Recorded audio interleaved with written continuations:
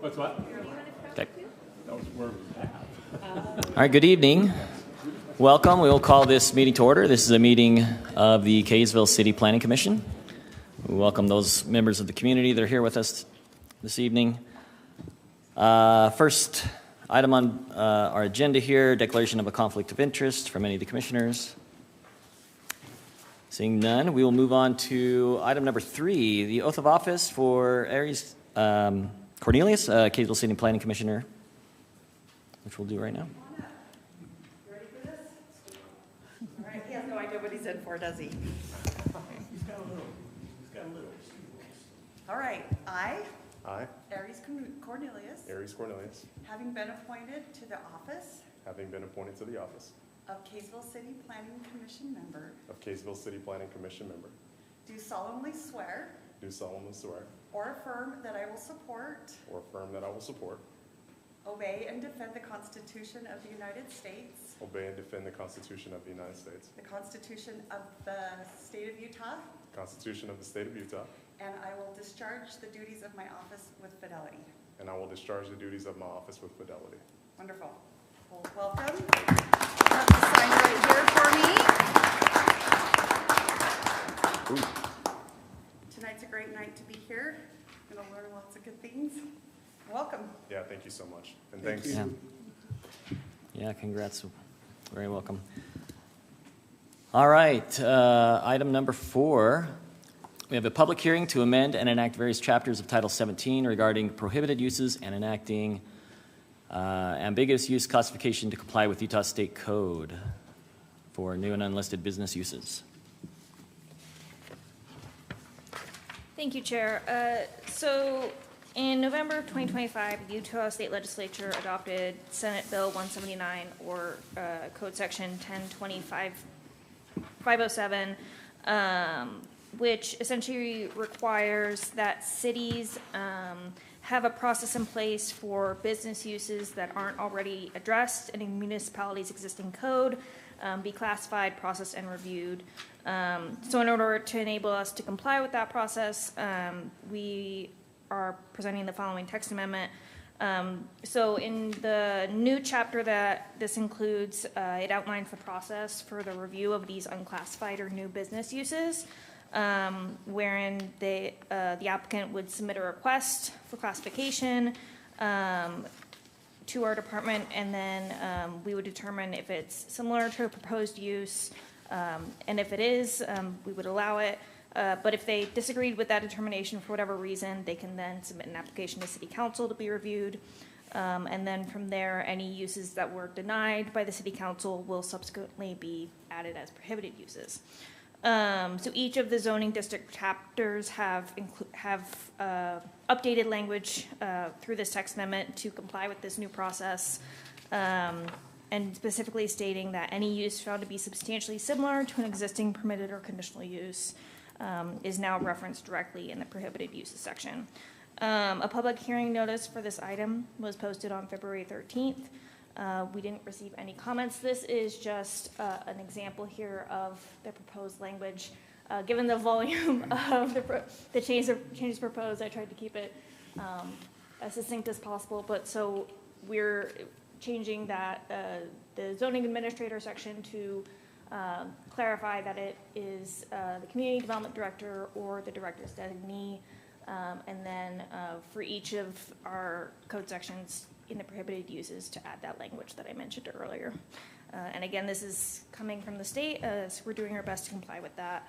The general plan does not speak in favor or against this kind of proposed amendment, so it's considered neutral. So the staff is recommending a recommendation of approval to the City Council. All right, thank you.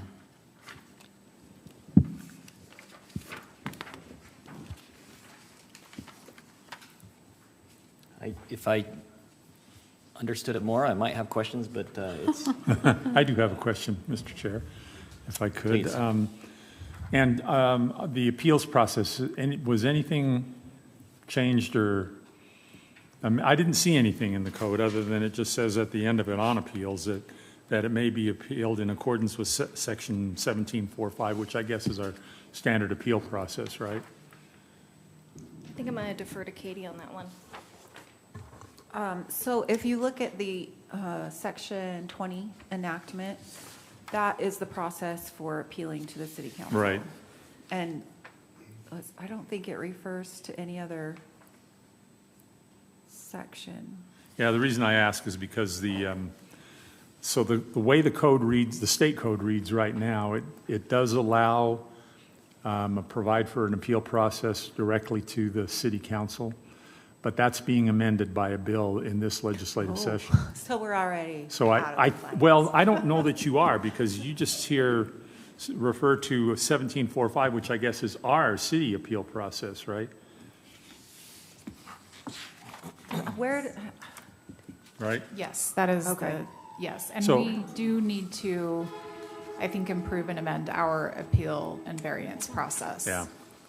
If you need to check it, take a look at House Bill 477, lines 338 to 378. okay, And but what I'm seeing is I think we're okay with this ordinance, but just Okay. wanted to make sure. yeah, and once everything comes out, we can include it with everything else we're gonna have to update, Yep. as long as you don't think this will foul us up too much until then.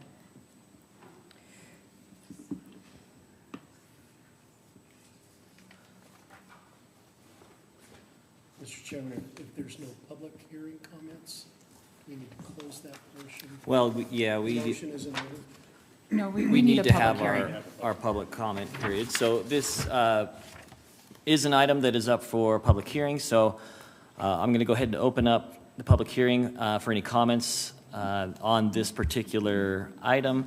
So if anyone's here to speak on this item tonight, we welcome you up here to share any of your comments.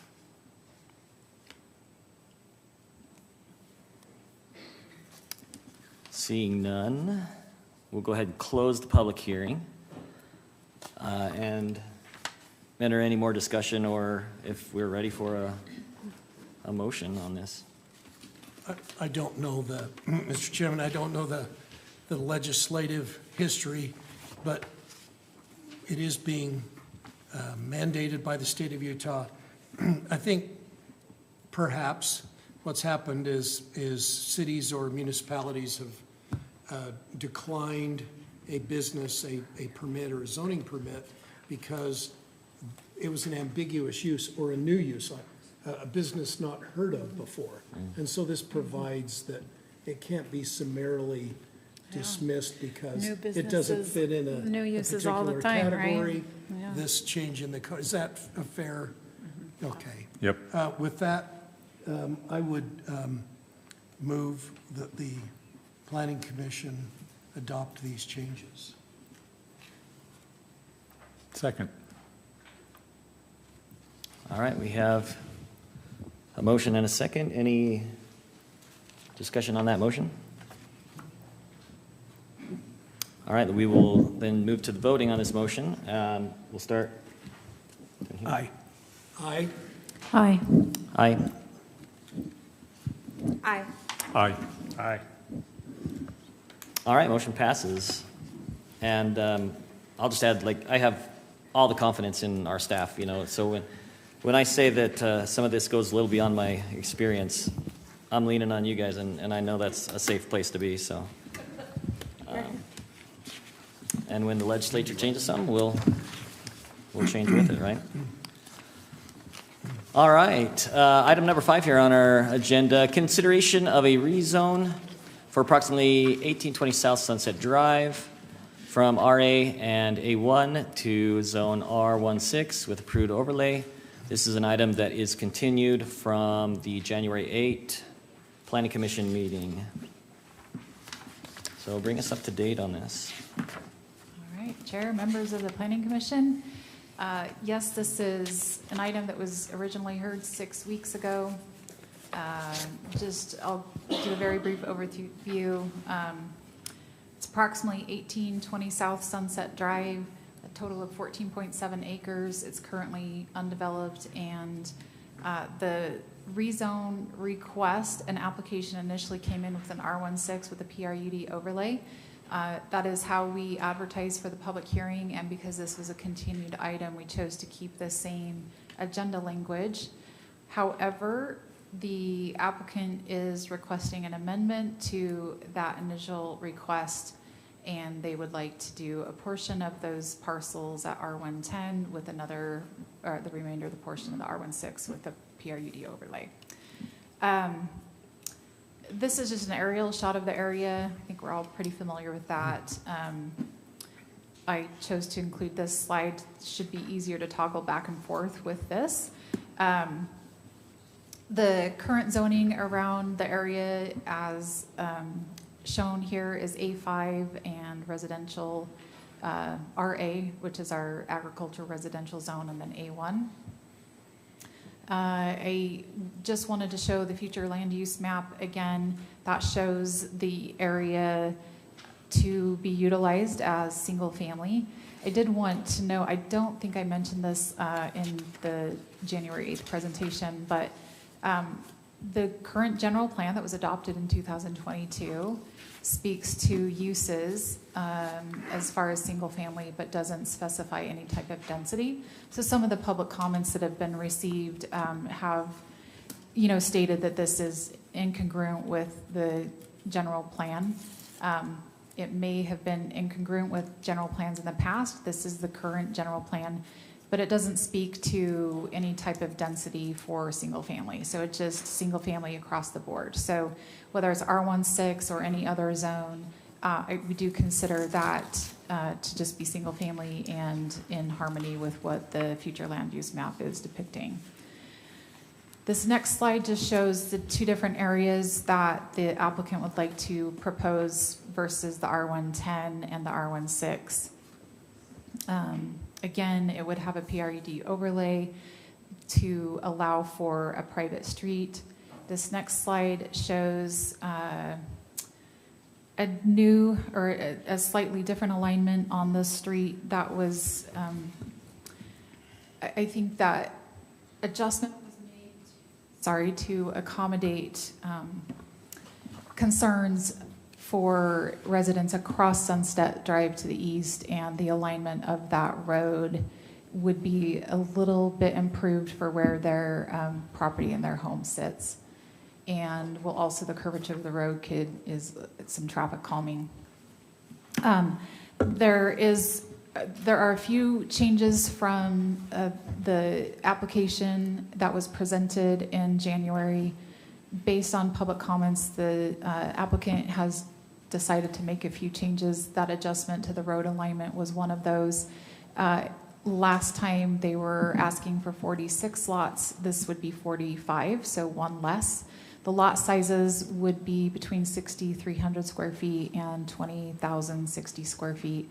That averages out to 11,100 square foot per lot. And there would be both public and private roads as proposed. The applicant did have some open space shown on the last iteration, but this one has a little bit more and included a trail. It equates to about 15,000 feet of open space. I included this little matrix down at the bottom that just kind of shows the number of lots and what category of zoning those lot sizes would fit into, to just kind of give a visual representation of I think the variety of those lot sizes, but then just kind of the zoning category or label they would fall into.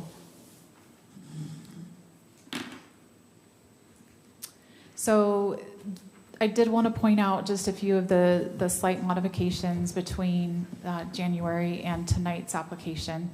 Again, the applicant's requesting that R110 be added into the zone change request. 45 lots versus 46. The Sunset intersection alignment was adjusted. That necessitated lot sizes to be adjusted, as well as, I think, the addition of the open space. There is no request for additional building height. If you'll recall, in January we were presenting that they were asking for an increased height allowance up to 35 feet, whereas our residential code caps that at 30 feet. So they have removed that request. I already spoke to the open space. They did add some parking spots to the open space trail area that can assist with any parking or overflow for that private road that's the southernmost road that's being proposed. And then the previous application had side setbacks that were for 5 feet across the entire development.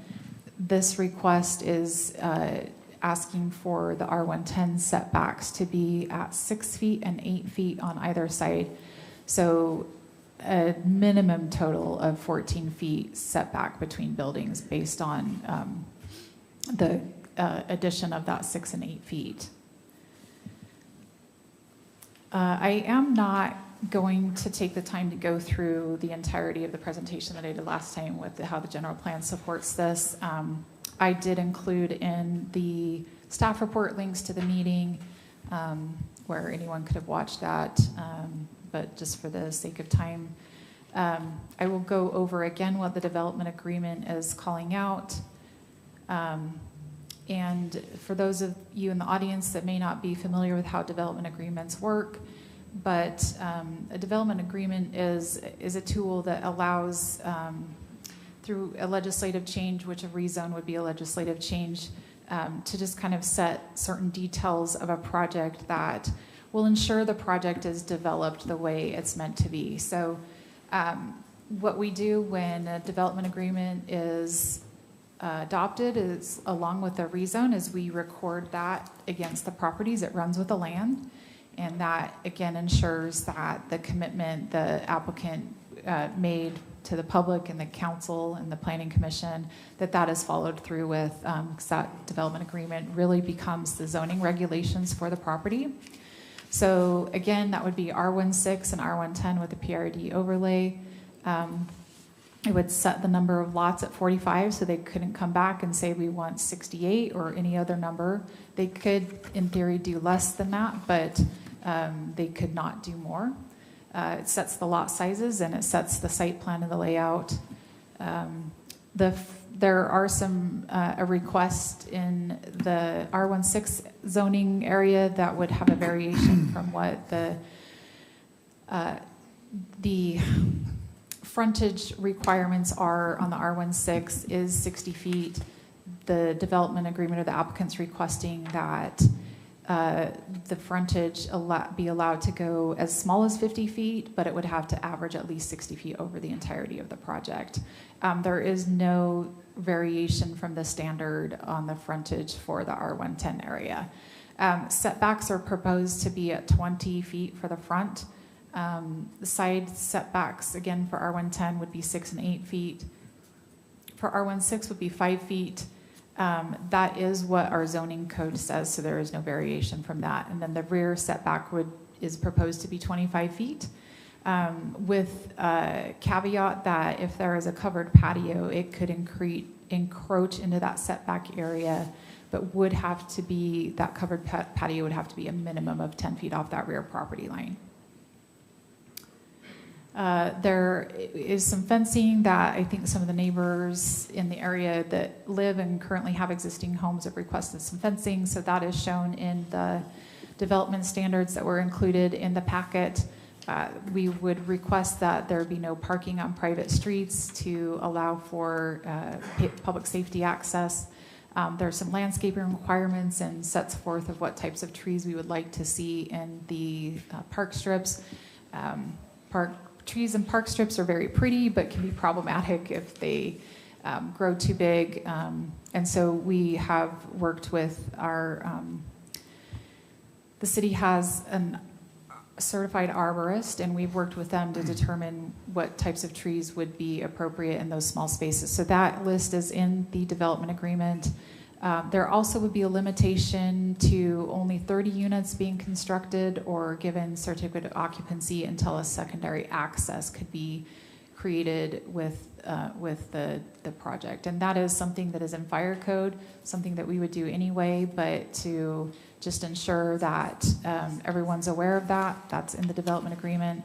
And then this is also something that we do, but all intersections in the project would be designed to meet AASHTO standards, which is the American Association of Safety and Highway Traffic Officials.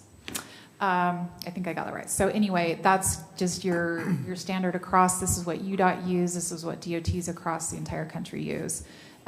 So we would ensure that those road connections or those intersections are designed to those standards. I did want to just speak to a couple of things. I know that much of the public comment at the last meeting was about that connection into Sunset. That is something that staff believes needs to happen. Our public safety would like to see that connection made.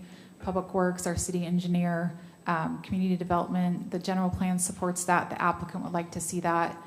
So that's something that we're strongly advocating for. We believe that we can use those AASHTO standards to create a safe intersection. The realignment that the applicant did on that put it about 100 feet south of where it was previously, and that'll allow for an even greater sight distance that was than it would have been for the prior location. So, the concerns of would it be safe, it would be designed to AASHTO standards. The more connectivity we have, the better off the traffic flow will be. Those connection points are very important, especially from that public safety standpoint. And then lastly, we did meet with the council a few weeks back to discuss the road connection of 550 West from Mare Drive all the way down to Angel Street.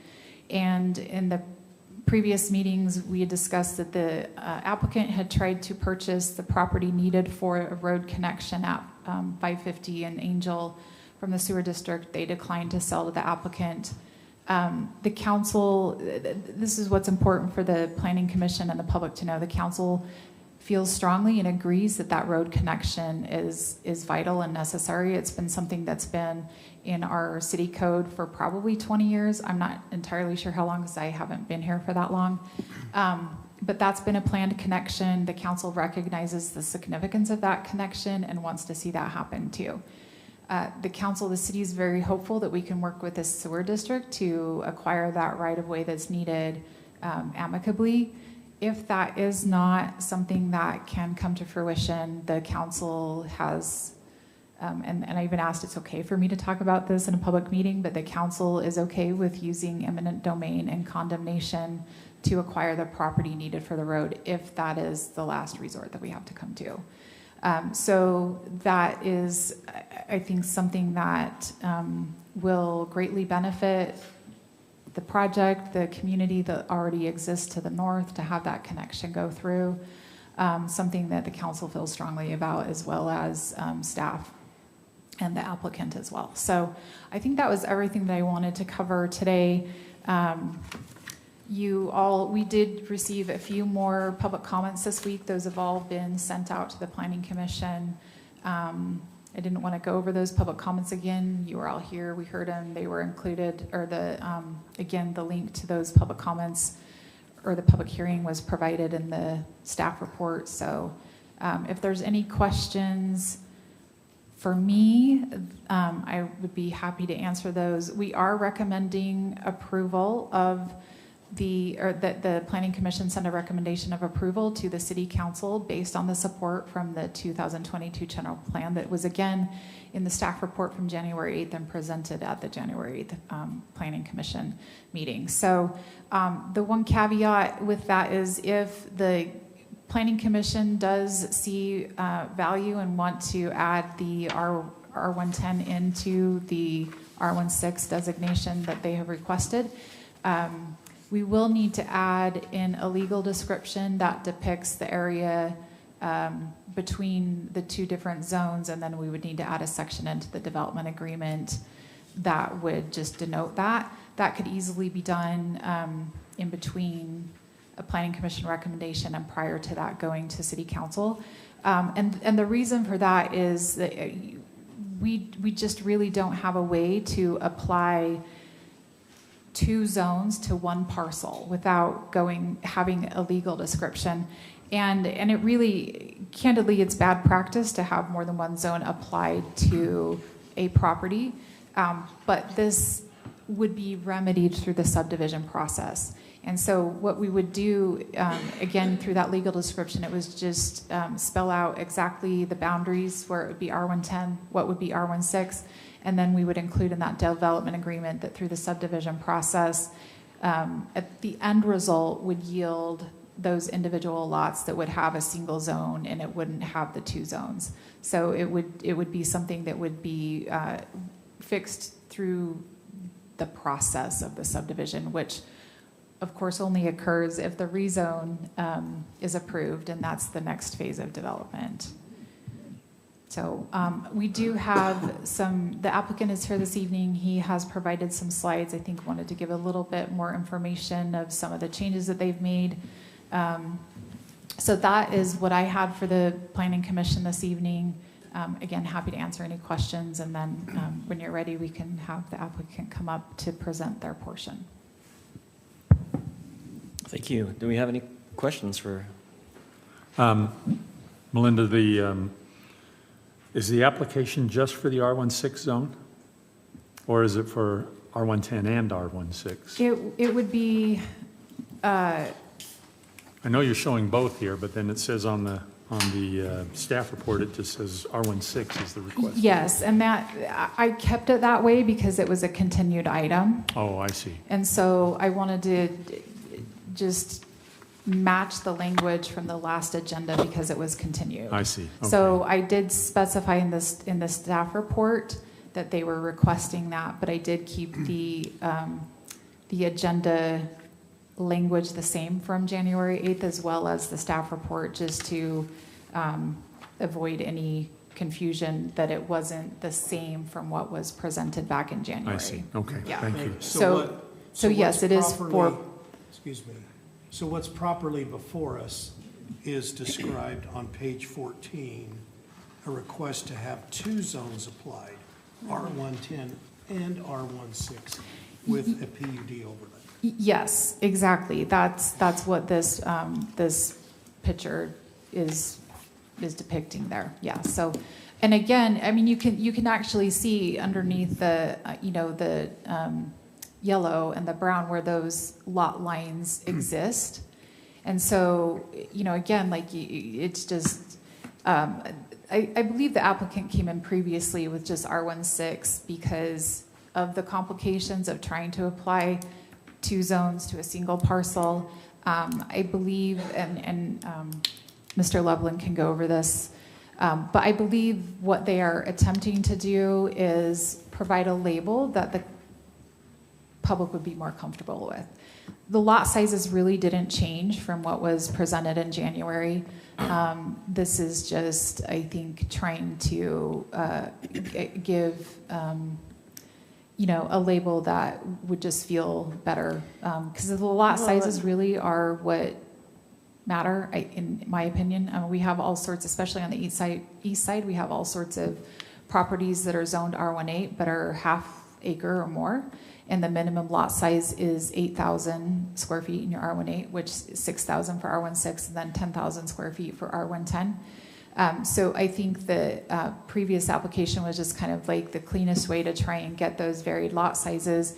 You can always go up, you can't decrease that minimum lot size. So I think that was just a way to try to help be responsive to some of the public comments that have been submitted. And Mr. Loveland can correct me if I'm wrong about that, but. Any other questions? All right, if we could have, then if you want to come on up, we'll take anything you want to add to this presentation. Matt Loveland, Symphony Homes, 111 South Frontage Road, Centerville, Utah. Excited to be back because we've been busy over the last couple weeks, and I'm grateful for you guys to have me here tonight. As Melinda mentioned, we are adding the R110 overlay to this. There's been quite a few different iterations as we've worked through dialogue with council, community, staff, and this body as well. And I felt the best way to start would probably just be to hit the half dozen items or so that I left last discussion with.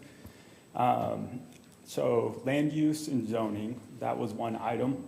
Setbacks, the building height, as Melinda has mentioned. There's comments on some traffic impact that I'll talk to, and then access on Sunset, Angel Street, and some potential common area as well. And so if you slide, actually, Melinda, will you pull up the other file? Because there's a bunch of black lettering on there that's showing up white for whatever reason. Oh, thank you. Yeah, PDF would be great.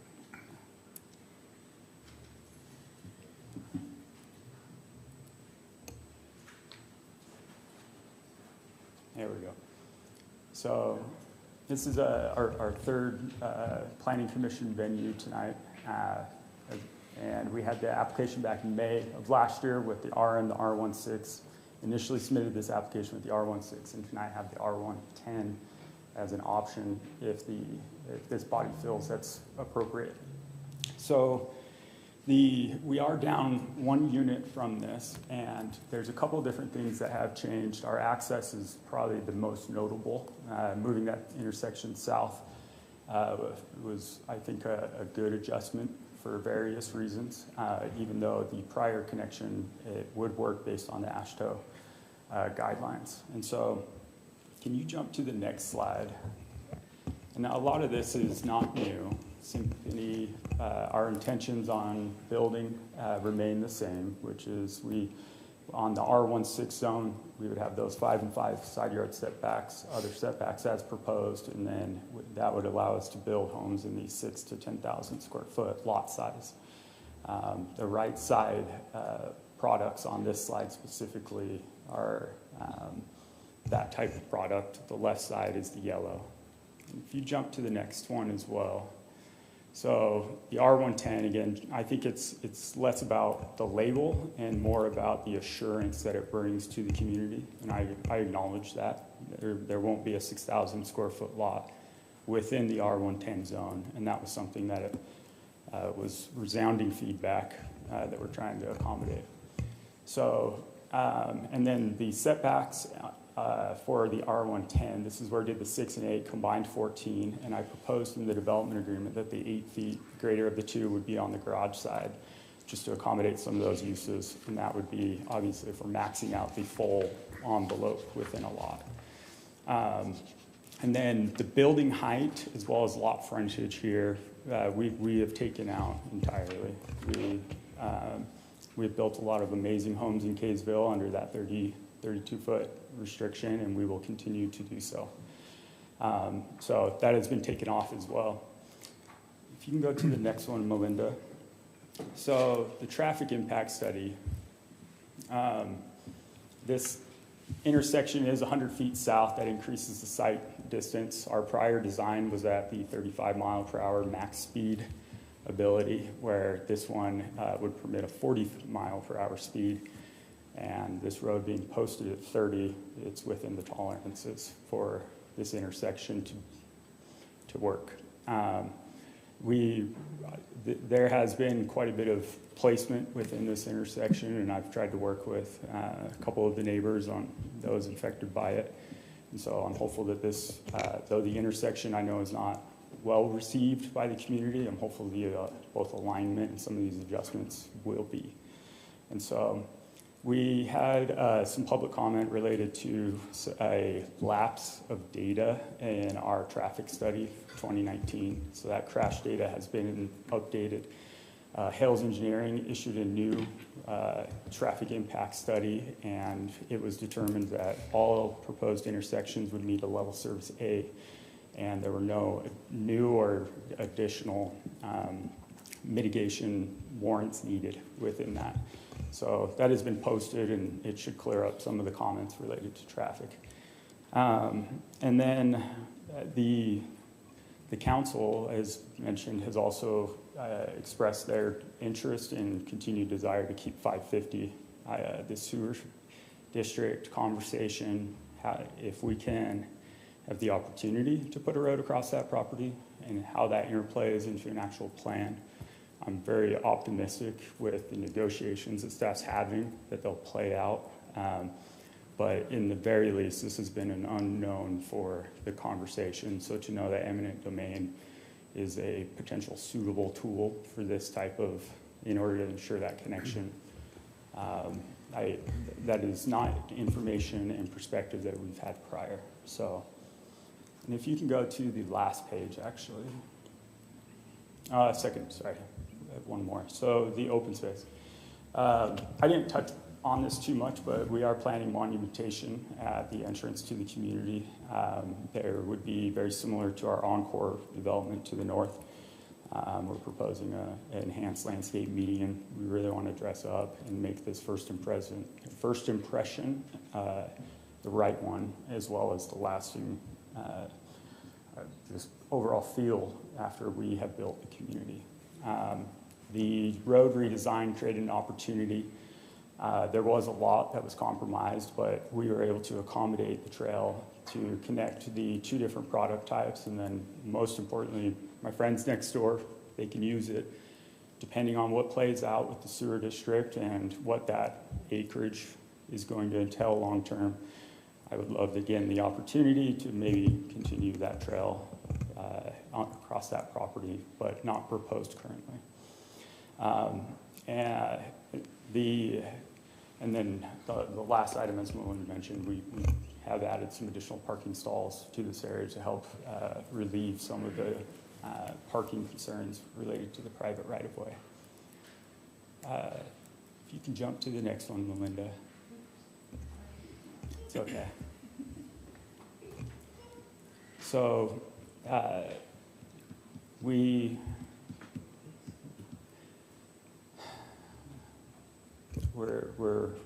18 months of great conversation, and I am very excited and optimistic about the plan as proposed relative to other alternatives that it could be.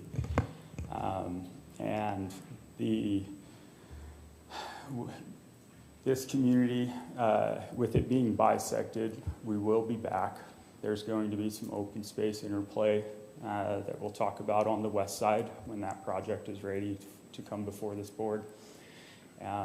And tonight, what I would like to ask is, based off of conversation, I would like to request a vote and a recommendation to the council based off of the nature of the conversation here. So with that, I'm here and prepared to speak to any questions that may arise. Otherwise, again, thank you for your time. So. Yeah, thank you. Questions that anyone might have? Question for the applicant, Mr. Yeah. Chairman. The land immediately north of lots 1, 2, 3, 4, 5. Yes. Does Symphony own those? Why not have that part of this application? Good question. So that property is owned by Merrill Sheriff, and he is not part of the planning scope. And so that's why he's not included within this. We do not own or control that property. I see. Thank you. Is the PRUD overlay just on the private road with the 30 through 40 lots? Or is the PRD overlay over the whole subdivision? The only benefit would be the private road on those lots.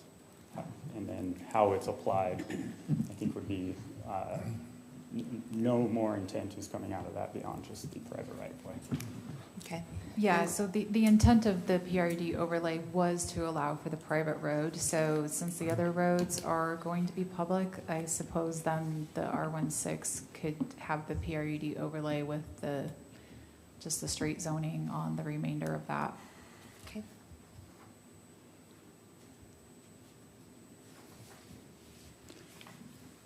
I have a few questions. First, thanks for the changes. We appreciate that. Thank you. On the open space, is it programmed or is it simply just 1/8 of an acre of grass? We are guaranteeing and proposing 1/8 of an acre. I'm optimistic that based off of what our southerly neighbor does, can have more of a purpose. But we're also working within this. We've talked about a couple different things, but for right now, it is sod is the plan and proposal. Okay, so no tot lot, just No, grass. if we did amenitize, we've talked about pickleball courts. That would be more likely used by our homeowner buyer profile than a playground Okay. necessarily, so. Well, thank you. Help me understand the need for a private road. That's one of the things I'm struggling the most with. So help me understand that, if you would, please. Well, are there specific questions that you have around, I guess, the application of it, or more that with its existence, I guess, is an okay way to put it? Yeah, why isn't it designed to public road standards? Because we want to keep it within the HOA and to accommodate this type of land use and plan and this private right-of-way based off of our southern boundary is, this is what we have reviewed and have elected to submit as our application. We know we can build this as a great product, so. Is it because the density doesn't allow for the width of a road that would be required to be public? No, density is less of a factor within this calculus. I'm sensitive to our southerly neighbor as well. I'm hopeful our project boundary can expand to the south, but with what we are working with in today, we are proposing a private right-of-way. But there is an additional 30 feet to the south that can come into it and also change the design slightly. So If that came into it, would that road remain private? we would be open to a public road if that was the right thing to do, yes, with that acreage. Okay, So so if I'm understanding right, that's the desire, but given the constraints and size of these lots, it's not possible, it is as possible. laid out. We could put it as a public right-of-way, and I would say if, depending on overall input on this topic, I would take a recommendation with recommendations as well, private road potentially being one of those based off of what's discussed. Okay, thank you. Mhm.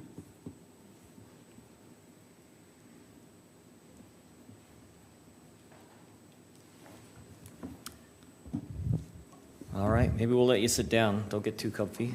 We might bring you back up, but I'm here for it. thank you. So we'll open it up to discussion among the commission. Which only affects half of the lots in question. Mr. Chairman, a question for staff. We had some discussion before on the private road, and the requirements for the public road would increase the width. And so, in short, the map as presented would not work with a public right-of-way. The lot sizes would have to change, et cetera. Yeah, yes, they'd have to take out, probably on both sides, you know, however many feet to add in the extra right-of-way, and that would be reducing the lot sizes. So yeah, it would adjust those lot sizes as the road size would increase.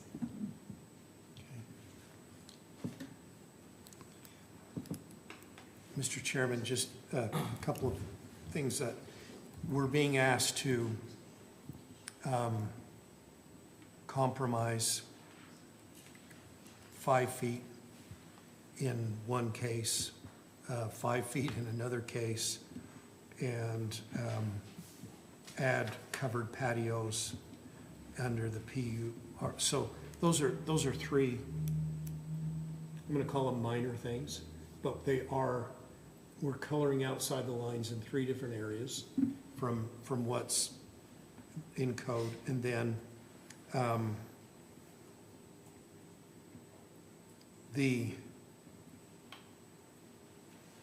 threshold issue is obviously the density with the R16, but also are we prudent to approve the rezone with an allowance for 30 homes to be built before we have 550 connected at Angel and to the north at Mare Drive. So do we, is it part of the development agreement that after 30 homes, the connection has to be done? Or we can't dig another hole, put up another foundation? Is that an accurate? Yes, so. Essentially, no more than 30 homes could be constructed. And again, that's fire code. Anything 30 or more, you have to have at least 2 points of ingress, egress. So it is in the development agreement to just solidify the understanding between the city and the applicant that we would not allow any more than 30 to be constructed. And that's really just to allow for that public safety response. Yeah, but it is in the development There could be agreement. 30 homes completed with a single connection on Sunset, and for whatever reason, development stops at that point. That's- okay. Yes, yeah, and that's something that is a common occurrence in cities all over, where you have different phases of a subdivision. You have one phase that gets constructed. You'll have either a temporary turnaround, a T intersection, or even like a half cul-de-sac, and then the next phase continues. The road gets constructed. So that's not an uncommon thing in development to have that happen.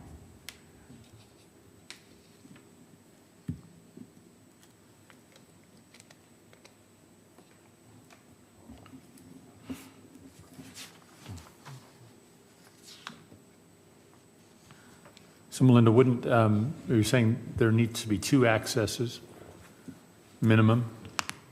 To go more than 30 homes. To do go yeah. more than 30? Yeah, and I think actually, I'm not the fire chief nor the fire marshal, so Yeah. I think I understand this correctly, but actually, we wouldn't even issue a permit for anything over 30. Right. But wouldn't the 2 accesses count going back north on 550 up to Mare, and then the connection out to Sunset? Wouldn't that count as the 2 accesses? So because this application doesn't consider anything north of here, right? I see, all right. The only ingress egress would be off of Sunset. We know we can get this here one way or another. So that could end up being a second Sure, point. yeah. If the sheriff property, I think it's it's Ivory on the west side there, right? That could develop. That could be a connection point up through Mare Drive. But right now, it doesn't count as a second connection. Right, because it's not an It's improved, substandard. it's not a public right of way, correct? Okay. Yeah. But it could in the future. Could be. Yes, in the future, at some point when it develops, it will be, All right. yeah. And if so, then But we're pushing all that traffic into Sunset Wilf, Equestrian Wilf, you Estates. bring up a good point. When I leave Lot 1, if I'm on my way to Centennial Junior High School, I'm gonna hit the dirt on 550 and go up Mare Drive.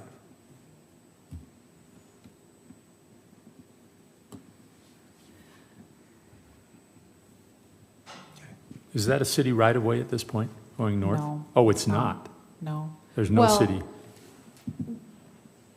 Where those barricades are, Yeah. anything south of there is not dedicated as public right of way. The city does own a parcel, and we've been okay with letting the property owners over there use that.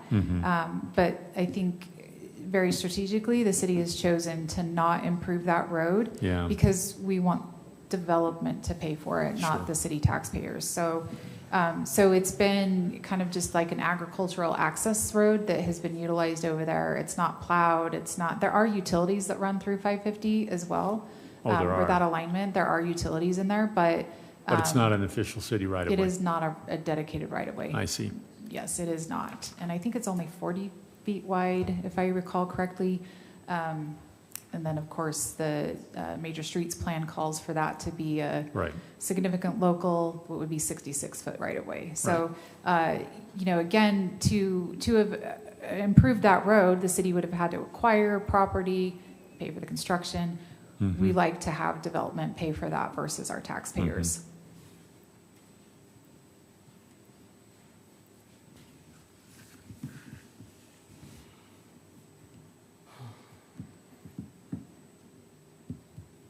Chairman, if I can, just maybe a few thoughts that I'm thinking. You know, I appreciate, and I can probably get behind the R110. I think that seems and feels appropriate. But I am concerned about the R16. I think it's too dense, and I think the necessity, that it needs a private road illustrates that purpose.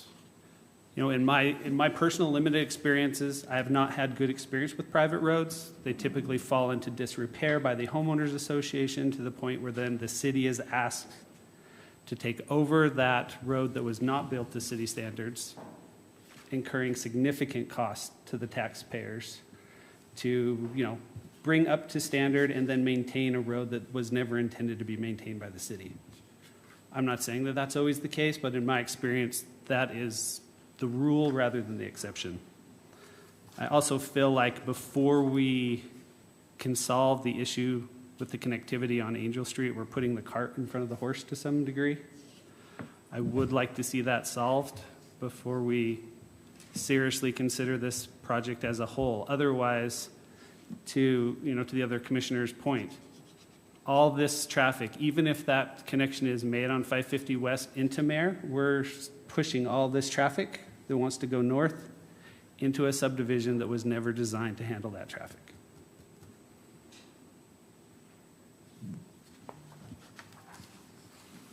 So I feel like it just might be a little premature.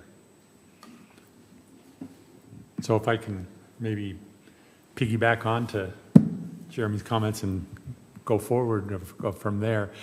I echo what he says. I think it's commendable of the applicant to go to the R110 zoning for a majority of the project. I think that helps make that more acceptable to the community and for the lot sizes and the lots that are in there.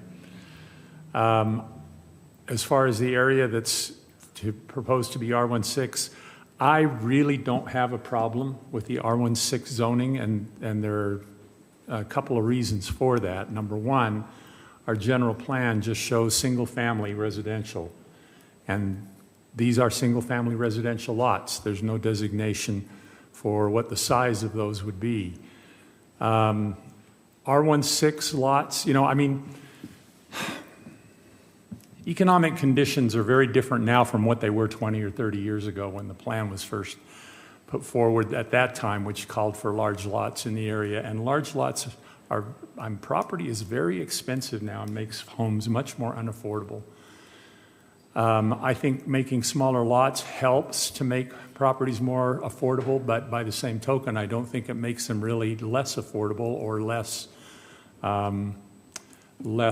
expensive. I have an R16 development near where I live, up near Highway 89 and Crestwood Road. There are small lots down to about 6,000 square feet up there, and the houses that are on those lots are huge. And the homes up there are going for over $800,000 a piece. So the size of the lots really doesn't seem to affect that.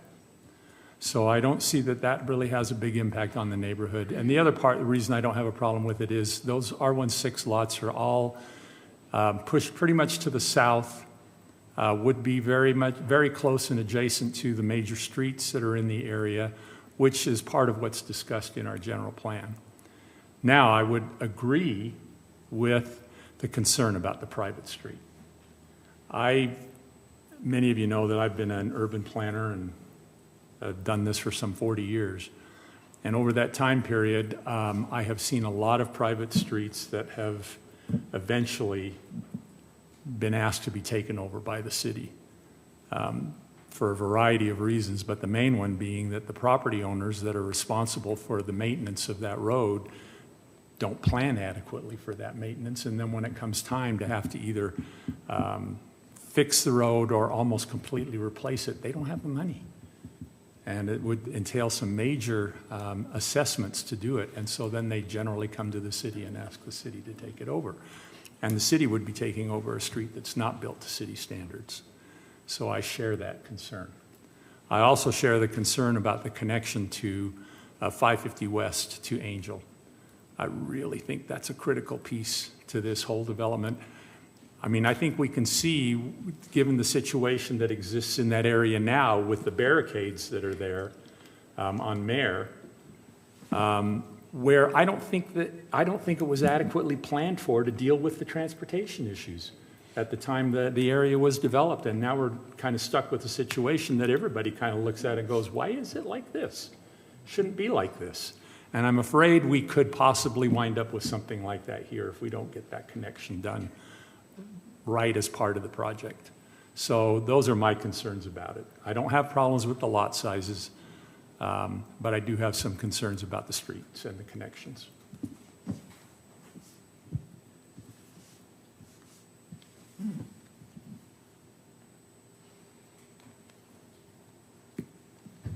Do we have a lot of private roads in Kaysville that you've had experiences with?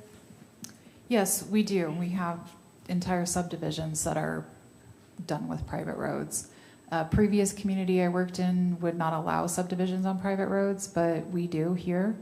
Talbot Estates is entirely, and that's up above Highway 89, so east side. That's in a private street subdivision. Yes, we have a lot of those throughout the community, and I have in my career as well have had HOAs and residents come and ask the city to take over various. I mean, even a detention basement that was owned privately, and the city just declines. And now, if they wanted to bring it up to standards and have that road be up to city standards, I think then we would consider taking over that. But it does happen. Absolutely, that happens, and the city declines. We're not going to go maintain roads that are not built or constructed to city standards. It's just not something that we are willing to do. And will you just educate me that city standard? It looks like the private road is 36 inches and the public road is 55. Is that the city standard? There's various standards based on the type of road. Okay. So I believe our minimum road width of right-of-way is 55 feet, and then that would leave, I think, I don't know, around 30 something for the asphalt. That's the minimum. So, and I believe the minimum private road size that we would allow for asphalt would be, I think that's 25 feet.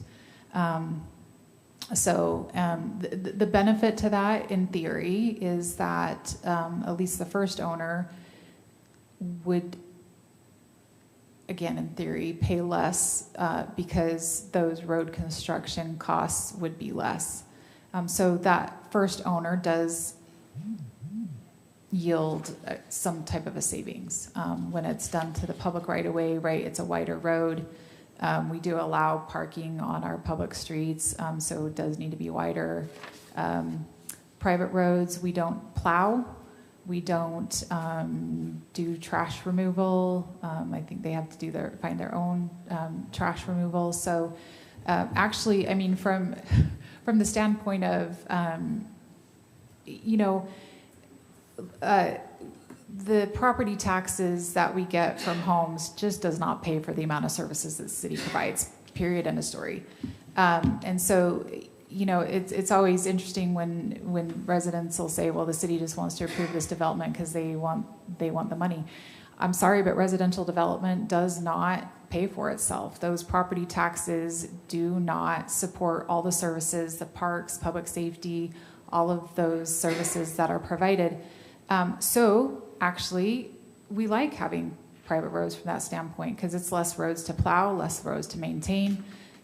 It is a lesser burden to the city to pay because we're not providing those services. So, it is a policy question. Like I said, I've worked in communities where they don't allow private roads.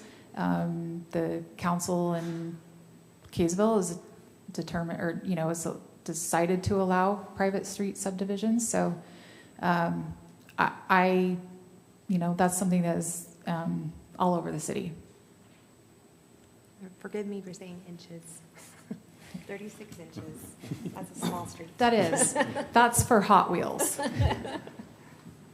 Appreciate that. Thank you, Amanda.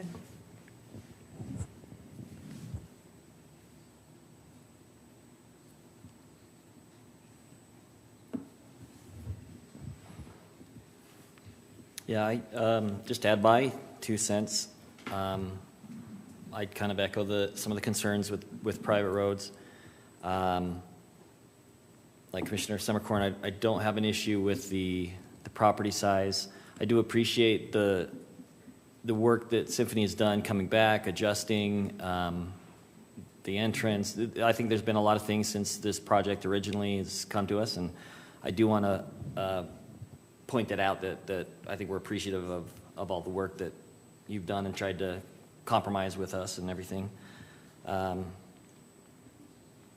So yeah, that's kind of where I stand. I kind of agree with most of the comments that we've had here, I think. In general, I agree with the importance of the secondary access. I think I'm on board with everything that everybody has said.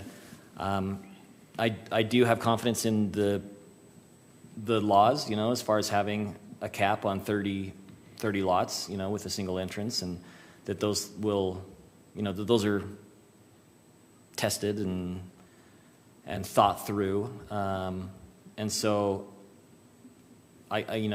while I really would push that importance, right, I wouldn't have a problem personally allowing the project to be approved, even with some of those still in limbo. I mean, it sounds like we've got the right direction and everything like that, but you don't want to, say 100% is 100%. So, but I'd still be comfortable, I think, knowing that there would be a limit there. And that's just kind of my thoughts. I think I'd be comfortable with that as well, with that caveat of, this is where it ends if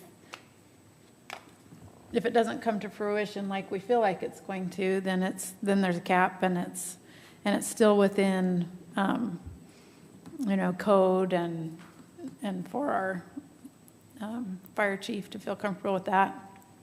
I don't have a lot of experience with private roads being an issue. I don't have a lot of experience with that, so I kind of lean on those who do. But that being said, I do think that there's precedent for it in the city. I'd be open to possibly that, one change within a motion or approval to adapt to a public, but I don't really personally have a problem with it. I think it's a good product, and I do recognize it's been a long time coming. Appreciate the thoughtfulness and patience on this project.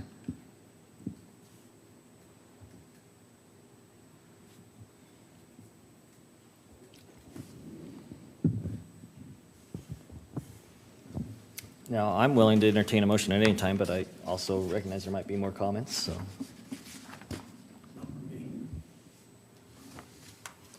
So, last comment then, you would provide its own legal description for the R16 and the R110, so that would need to be separated.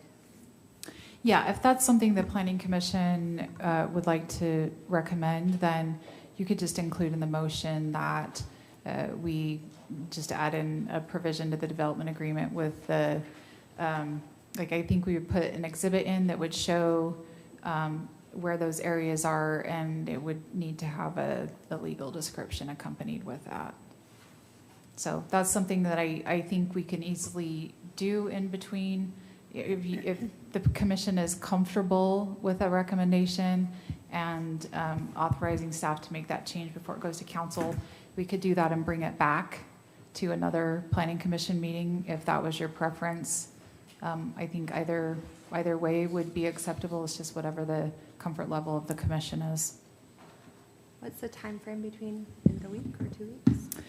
I don't know when, I don't know when this would go to council after there is a recommendation, but I would not even request it to go on the agenda until that was completed. So I don't know how long it might take to get a legal description drafted up.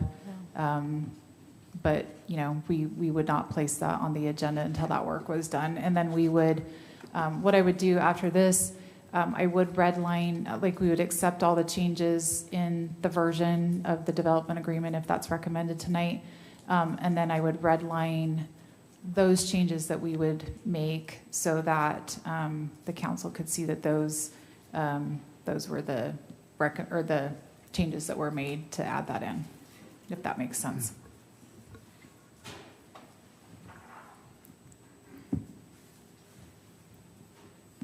So, Mr. Chair, maybe I can tell you where I would be at, depending on if there's a motion made or wherever we wind up. I personally would be okay with this proposal for the rezone with the following: one, that those private roads be converted to public and that the connection be made to Sunset. Now, exactly how we can commit to that where the property isn't owned yet by either the city or the applicant, I'm not exactly sure how we could show that or require that, but I really feel like that's an important connection that needs to be made as part of this overall development, and whether we can condition it on that or something. But I really do feel like I would prefer to see public streets there rather than private. That, if those conditions were met, I would vote in favor of the rezone. Whether that means we need to give the applicant time to go back and make modifications, but I don't know where the rest of the commission is at. They might be willing to go ahead and approve that. So, question for staff then. We know that connection to Angel down there, it's a slow moving process with government agencies meeting at different times, stuff like that.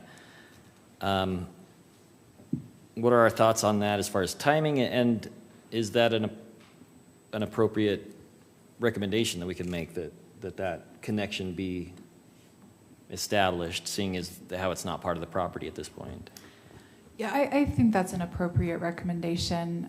As far as timing, if we are able to reach an agreement with the sewer district, I think that's something that could happen relatively quickly. We would need to get an appraisal, draw up paperwork for all of that. If it's something that we're not able to come to, they call it a willing seller.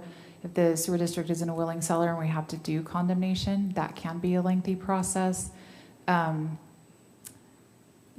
there's several laws that the city would have to follow. There's federal laws, the Uniform Code, that calls out specifics for right-of-way acquisition. You have to be compensated at fair market value. You have to have a right-of-way appraisal. There's state code that would have to be followed as well. So we would want to make sure that process is followed.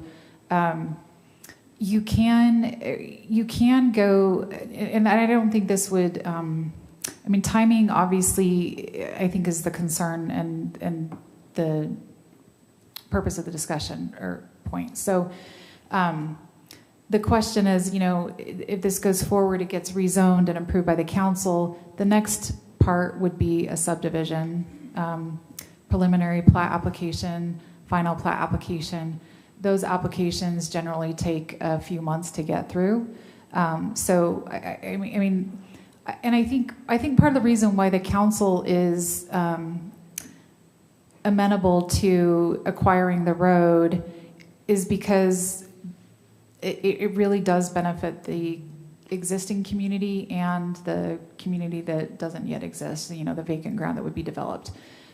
It's been a planned road connection for quite a while. There's been, questions about why would we do that for a rezone? you know, I think in this case, it has been a planned connection. The properties could be subdivided as they currently sit. It definitely wouldn't be as many homes and as units with the agricultural zoning, but we would still need that road connection, period. So I think that's part of the reason why the council is comfortable with that. The question of timing, you know, it could take a year, even 18 months to get through a court process. You can get what is called a right or a permit to enter and construct, like a judge. You start the condemnation process, a judge could give an order that essentially says, you can go in and do this. We know in the end, right, we do have the authority for condemnation. The outcome isn't unknown, it's just the timing of it. And so you could get a right to enter and construct. I don't know if in a circumstance, you know, if that would be something that would be needed. With timing and getting through that subdivision process, but that's something that, you know, like I know when UDOT has had to do condemnation, they have certain timeframes and things like that, and so that is a possibility. I don't know if that's a possibility in this particular instance, and or if that would even be needed, but if timing is critical, that is an option that could be requested from a judge. But yes, in my knowledge of, I've never had to go through condemnation. I have done quite a bit of right-of-way acquisition in a former life, and it can be a fairly lengthy process. But this is one parcel.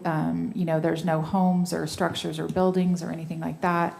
It's undeveloped. It's fairly straightforward as far as those types of concerns, so I think that's something that could happen sooner. And I know that the council is concerned about keeping good relationships with our sewer district board and their staff. That's something staff's concerned about as well. And so I think there have been some conversations between some of those parties to try and see if there's something that we could work out. So that is definitely the desire and the approach for that. But again, if that's not something that can happen, then we would move on to the other process. Yeah, thanks. That answers my question.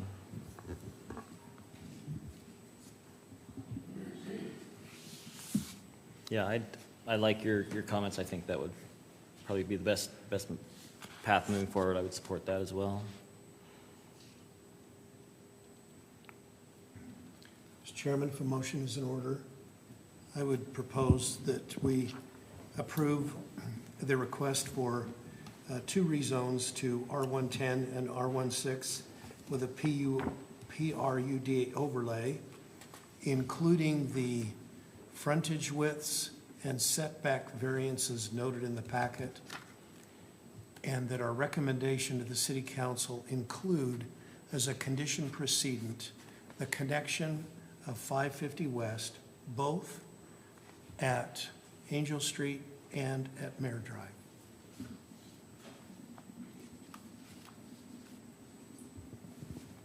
Okay, we have a motion.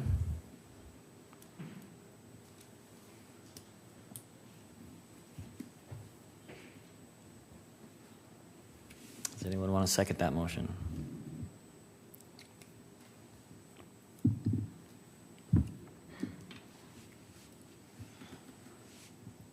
All right, I don't see a second. Do we have an alternative motion?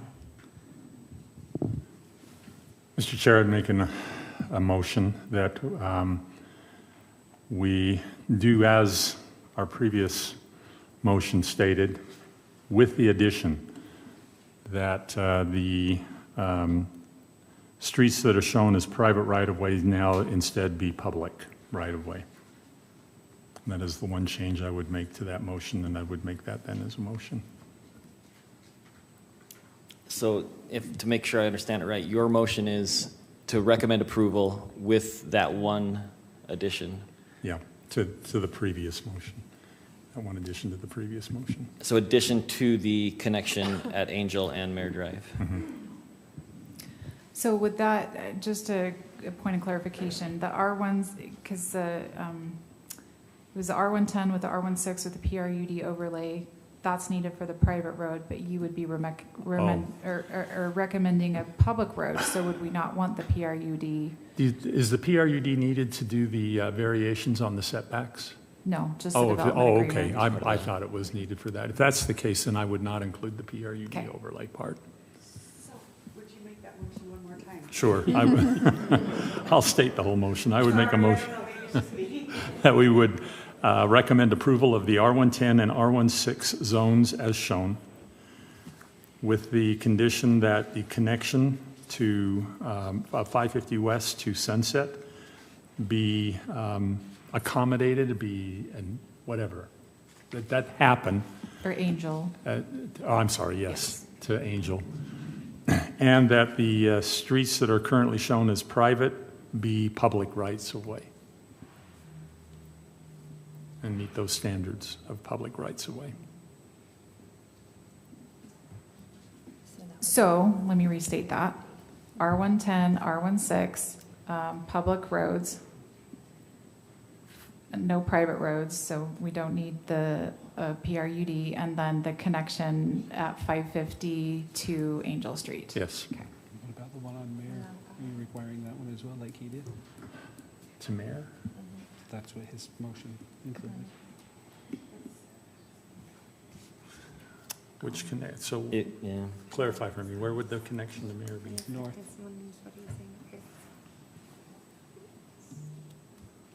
So I mean, that's not shown now, they don't own that property. Yeah, Correct. I would have a problem with that. Yeah, Yeah, I wouldn't go for that. Okay.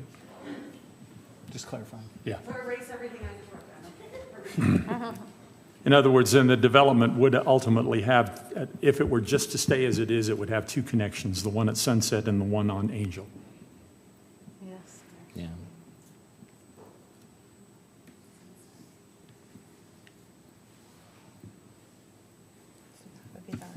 Does everyone feel like they understand the motion? We want to make sure it's clear, right? Yeah.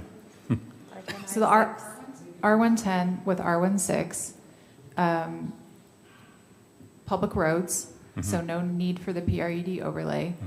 Everything else as laid out in the development agreement with the setbacks and all of that, and then the connection point that into Sunset Drive, Yeah. the other road. And just to clarify, if we do go with the public rights of way, that'll obviously affect the sizes of those lots. Right. They will likely get somewhat smaller. And potentially the hammerhead, correct? The hammerhead, let me go to the hammerhead there, would be needed for a fire turnaround. And Correct, but maybe in a potentially different to step configuration. into the property to Yeah. the south. A different It could be configuration different. and different sized. It could be. Yes, Yeah. yes. So do we want to see that? It probably would be good to see it.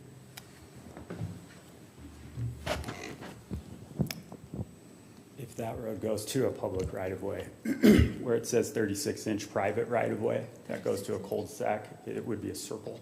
And then you traditionally front like any other cul-de-sac. I see, okay. It's a very minor change, relatively speaking. One of the things that I do just want to interject a little bit, the secondary access, the development agreement is contemplating that we just solve A1. We're getting very specific that the 550 Angel Street connection is a half-2 related to my approval, and that's not something I can control, Yeah, I know. inform, influence. My recommendation is the development agreement accomplishes what the end goal is, which is we gotta have 2 access points. So my thought is don't muddy the water on that. If it's a private versus public road discussion, I will take the recommendation with the condition on that public roads be figured out, looked at, addressed, and discussed with council. Okay, thank you.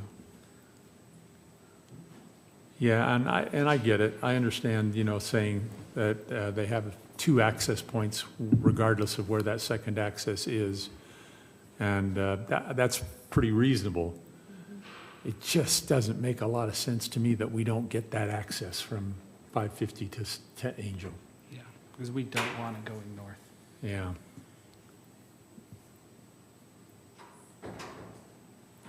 So I think we were clear on the motion. I don't know if we got a second, so I just wanted to Right, get back to that that's- business. Yes, You're thank right- you. you're right on that. Absolutely.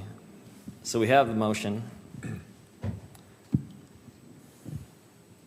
Does anyone want to second it, or I guess the option would be to have a substitute motion?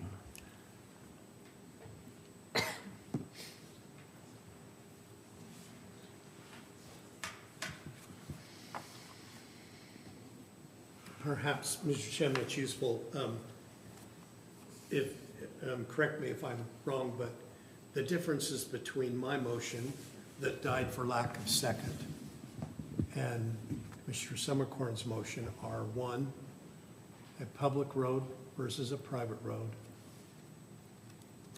Anything else? The mayor. The mayor connection. Yeah, I think just that you had mentioned the Mayor Drive Mayor connection. Drive and connection. That one is now lacking.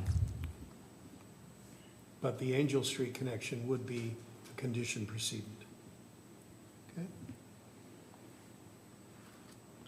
And that would be a recommendation that council could Yes. follow or not Yes. follow, right? Yes. Just to clarify. Yes. These are all recommendations. For all of Yes. that. Yeah, and as Mr. Loveland pointed out, right, like that's, they attempted to acquire the property for the road that they don't have the authority to do much more than that. Yeah, yeah. We can, so it is, you know, so I think essentially you're reiterating where the council is, understanding the importance of that road connection and helping them understand that as the planning commission, you would be okay with acquiring that property for that connection. Yeah. I mean, just to reiterate, these are recommendations to the council. Yeah. If, let's just say this motion were to pass and it goes to the council and the council says, well, yeah, we don't like this idea and that idea, they are perfectly able to change that and approve it as they will.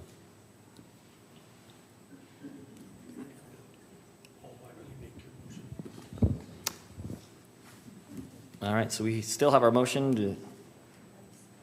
Does anyone want to second it, or should we? I think I would second.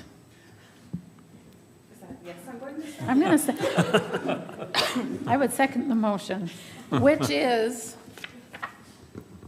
the R110, the R16, no PRUD, all public roads, and recommend that there be access from 550 to Angel through Kaysville City Council influence. Yeah. All right, we have a motion and a second. Any discussion on that? I think the only thing I would would say is just to reiterate the idea that the ability to make that connection is not something that Symphony has, and Right. to completely withhold, you know, the thing until that happens might seem a little excessive. As long as we're making the point that this is very important, I agree. Yeah. Well, I think the other option is to continue it then, right, until this is solved. I mean, I suppose that could happen. The applicant has asked for a vote today, and I think we're at that point, so. I mean, we could do that, but I guess I'd rather send it on to the council and let them Yeah. decide Yeah. what to do with it. Yeah, because here's the thing, if the council's not going to approve the rezone, they may not want to acquire the right-of-way. Yeah, right. Yeah. And so that really, I think, is more of a decision for the council than the planning commission. But if that's the commission's prerogative, I think that would be fine as well. I was just simply providing an Yeah. option, Yeah. if we were Agreed. Yeah. And passionate then about there that. was the question of, did you want to see this come back or just continue forward? I'm fine to let it continue forward, because I think the main modification would be that we'll get a bigger right-of-way and smaller lots, somewhat smaller lots. I don't think they'll be a lot smaller, but a little bit. Yeah. All right. We'll call the question then. We'll start the voting with Commissioner Toller. No. Aye. Aye. Aye. Aye. No.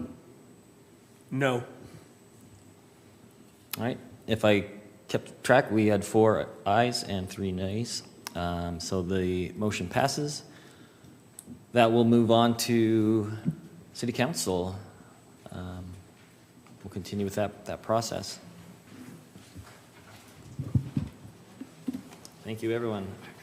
We are going to continue with our agenda here. If you decide to leave, please, that's fine. Just do so quietly, and we'll keep going with some of our continued business.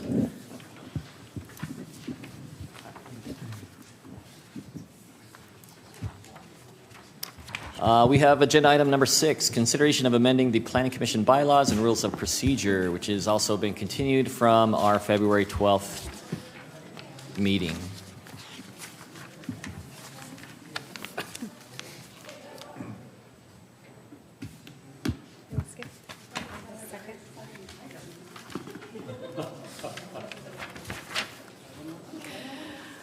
All right. For those of you who were not here at the last meeting, we did have a discussion. Hold on, I'm going to pull up the bylaws. We did have a discussion about the bylaws, and ultimately the Planning Commission, there's only 4 members present, so they opted to defer the discussion until such a point in time as tonight when we do have a full commission here. So I'm just going to pull those bylaws up and I'll go through them. So the bylaws that were, oh, that's weird. All right, here we go. So the bylaws have been essentially reformatted to mirror what the City Council has in place. And that, I think, will help our parliamentarian. It just is nice to have those be very similarly formatted.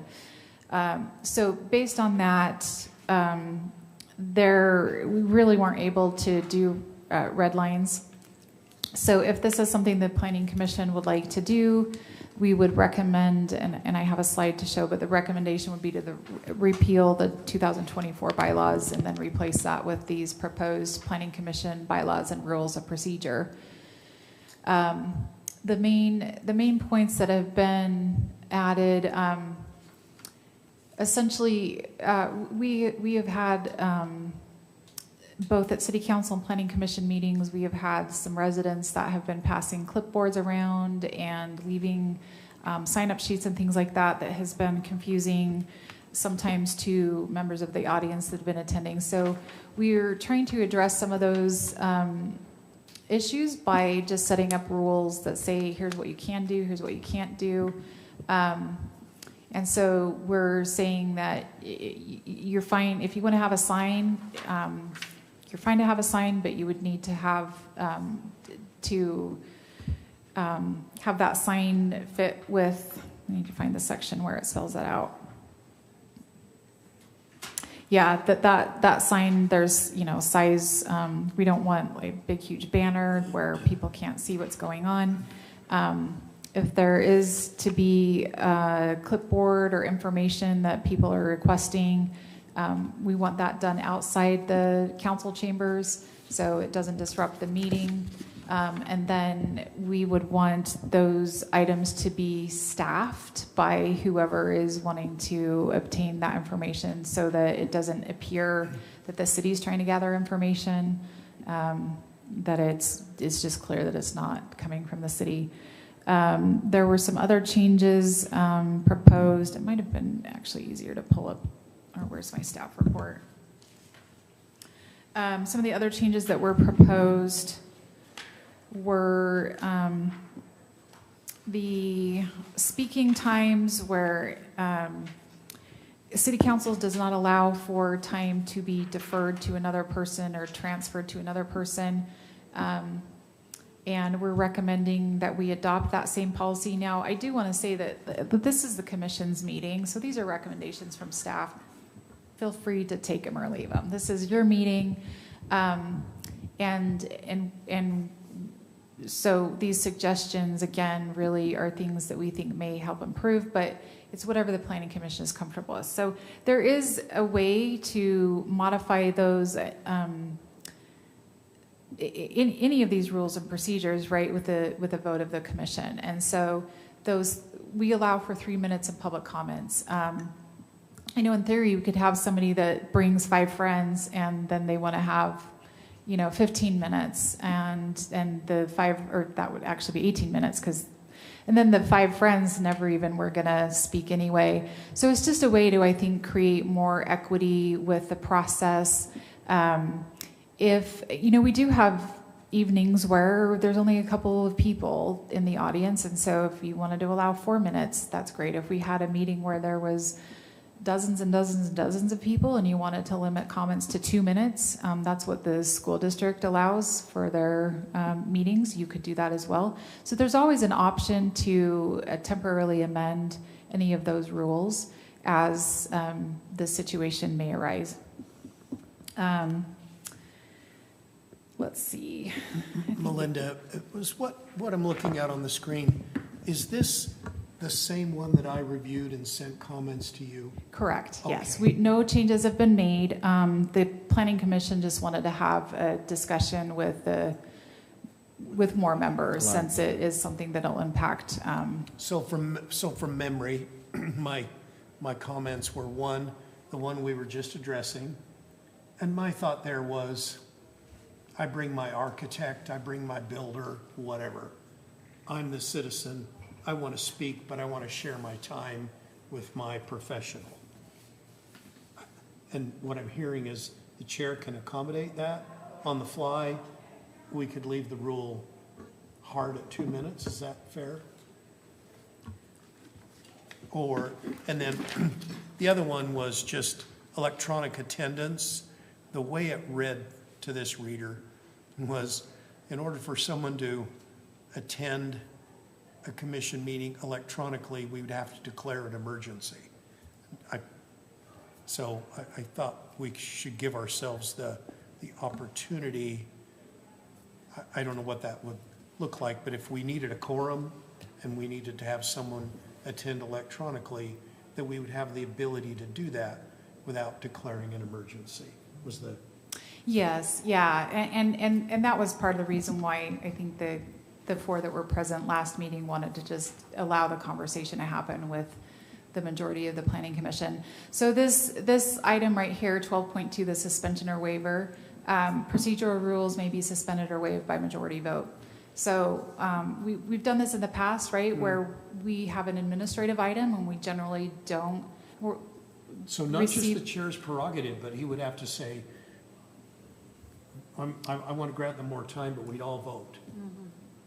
Yeah, I think that's how that works out. And I think the same thing would apply right now, like with the electronic participation. If we wanted to suspend the rule that you have to declare an emergency, I guess you could do that. Yeah. But I like your idea of saying that's just a prerogative we should have without it being an emergency. They're small things. Yeah. Aren't you, I'm sorry, counsel, aren't you the author that brought this forward just for congruity of Robert's Rules of Order and everything? Please. Yes.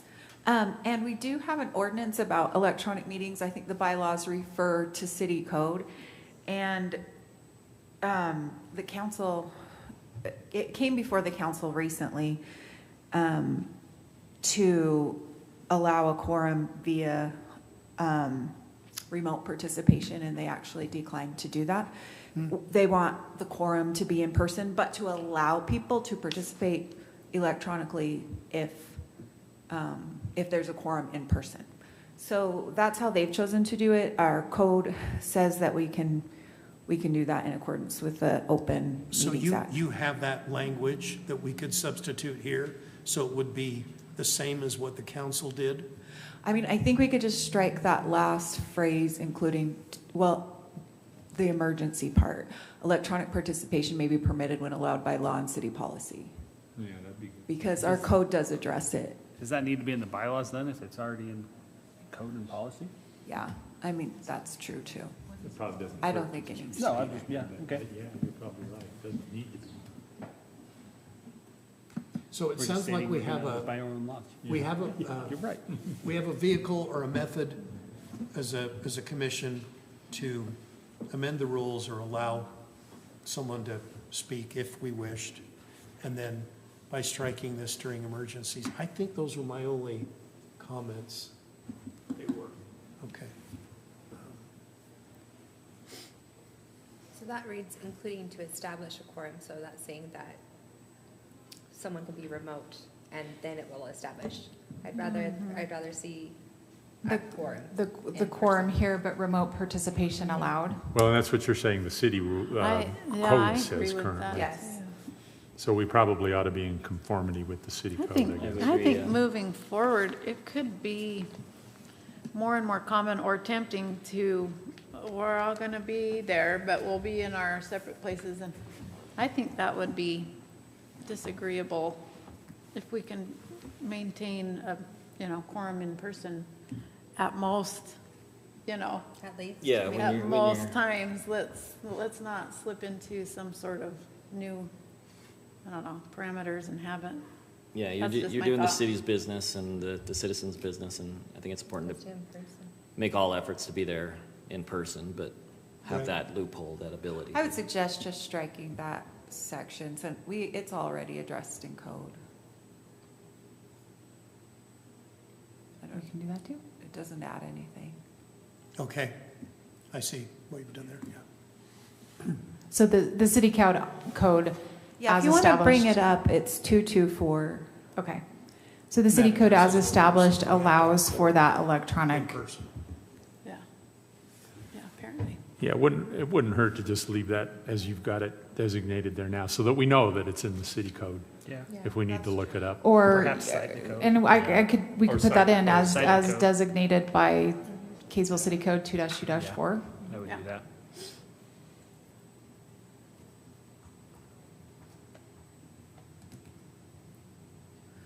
I would say as allowed by the Open Public Meetings Act and City Code Section 224.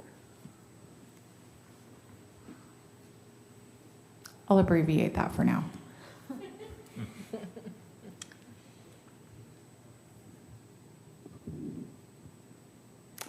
So I think those were the majority of the changes. So flexibility does exist with those suspension or waiver, or you can even, let me go back to that other section. You can establish temporary rules as well. So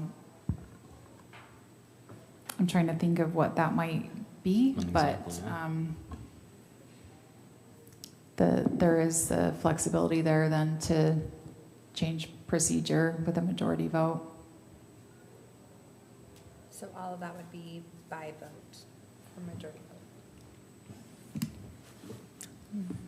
Yeah, I looked through it, particularly looking just to make sure that there wasn't anything that looked to me like it would restrict citizens' abilities to have their voice heard, and I think it just clarified a lot of the stuff with petitions and things like that, and kept it clarified a lot of things. I really appreciated the other stuff that was in there. I like the additions.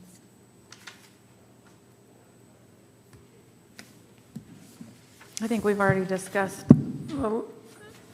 at some length the sharing of time, allotting time, and I think most of us felt very comfortable that that just helps us in the situation, keep decorum, just keep to, fairness and equity. I do like that. Yeah, and I think mirroring the city council as much as possible, it makes a lot of sense. And Absolutely. so, do we have a motion?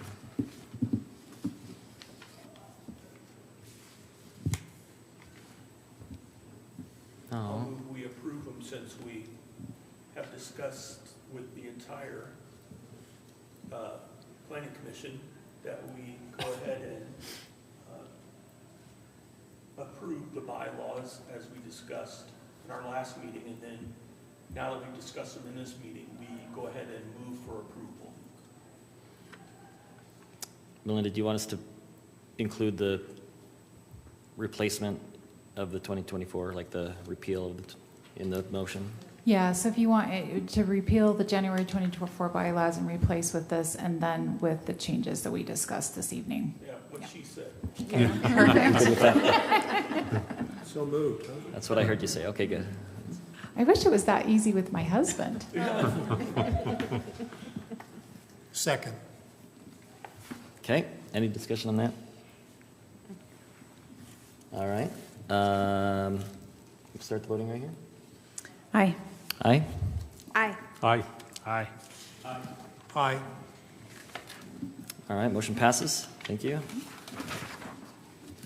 Approval of the minutes from the February 12th, 2026 Planning Commission meeting.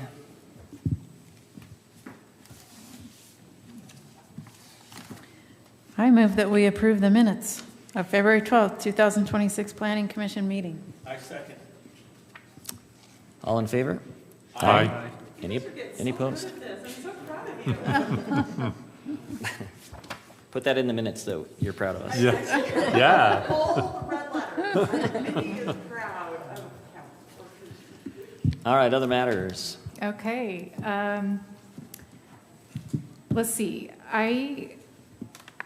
Mindy had sent out an email about the Utah Land Use Institute training that'll be down in St. George next month. And I am so sorry. I know there was one planning commissioner said they wanted, okay, I thought it was you. David, we will get you registered.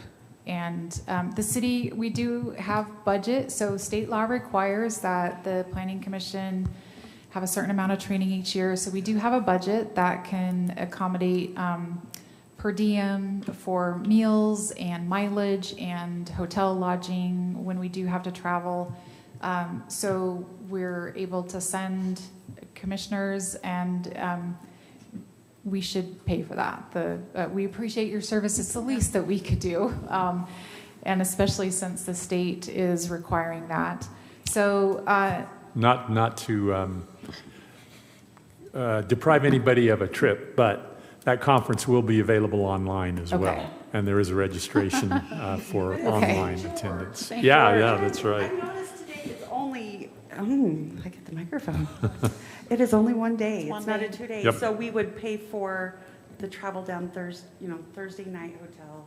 That's okay. Because it starts at 7:30 that morning. I'm only going to stay for the weekend, so we'll cover all other costs for well, I might have a better offer for you. So there's that. But we will send out information about the APA conference. That is, I think it's April 8th, 9th, and 10th. 9th, and 10th, it's right. It's in Bryce Canyon. Yeah, Ruby's So now here's why it's really a better offer. So I got news yesterday. I was contacted about a month ago from someone who wanted to submit a session to have a panel discussion on the land use, connecting land use with the water availability, which is our general plan amendment that we just did.